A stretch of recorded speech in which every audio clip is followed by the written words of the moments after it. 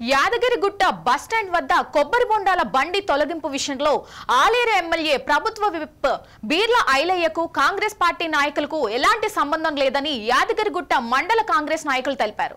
Bus stand వద్ద కొబ్బరి బొండాల బండి తొలగించిన వ్యక్తులను సదరు బండి యజమాని ఫిర్యాదు మేరకు పోలీసులు అరెస్ట్ చేస్తే ఎమ్మెల్యే ప్రమేయం ఉందని బీఆర్ఎస్ నేతలు దుష్ప్రచారం చేయడం ఎంతవరకు సమంజసమని ప్రశ్నించారు.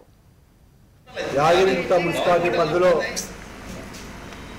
మామూలు పేద మధ్యతరగతి కుటుంబీకులు రోడ్డు పైన తోపుడు బండి పెట్టుకొని కొబ్బరి బొండ షాపులో మిర్చి బండి పెట్టుకొని వ్యాపారం చేస్తున్న వ్యాపారస్తుల పైన ఒక టీఆర్ఎస్ పార్టీ కార్యకర్తలని చెప్పుకున్న నాయకులు ఒక రూముల నుండి వ్యక్తులు కొంతమంది ఏది క్రాంతి యూత్ అని చెప్పి యువకులు వాళ్ళు ఆ కొబ్బరి బొండ షాపు మధ్య జరిగిన వివాదాన్ని ఈరోజు మన మాజీ ఎమ్మెల్యే భర్త గొంగిడి మహేందర్ రెడ్డి టీఆర్ఎస్ పార్టీ మండల పార్టీ అధ్యక్షుడు కర్ర వెంకటయ్య గారు రాజకీయం చేసి ఎమ్మెల్యే పైన బుద్ధ చెల్లే ప్రయత్నం చేస్తారు.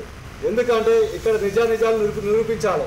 కర్ర వెంకటయ్య అయినా సరే, గొంగిడి మహేందర్ రెడ్డి అయినా సరే, ఇక్కడ ఏం జరిగింది అసలుకు దాన్ని నిరూపించిన తర్వాత మాట్లాడాలి. కొబ్బరి బొండంలా అమ్ముకునే లక్ష్మి అనే అమ్మాయి దగ్గర సుమారుగా వాళ్ళు ఇక్కడ ఈ గవర్నమెంట్ వచ్చాక కాదు వన్లు పెట్టుకున్నది. గత 15 సంవత్సరాల కింద వాళ్ళు అక్కడనే జీవనోపాధి గడుపుకుంటున్నారు.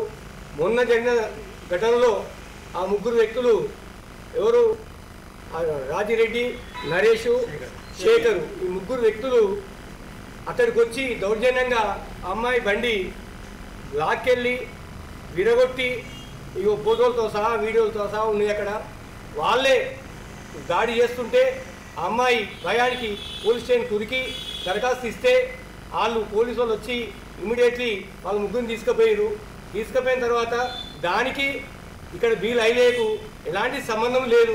ఎందుకంటే చేసిన వాళ్ళు యాదగిరిగుట్ట మున్సిపాలిటీ పరిధిలో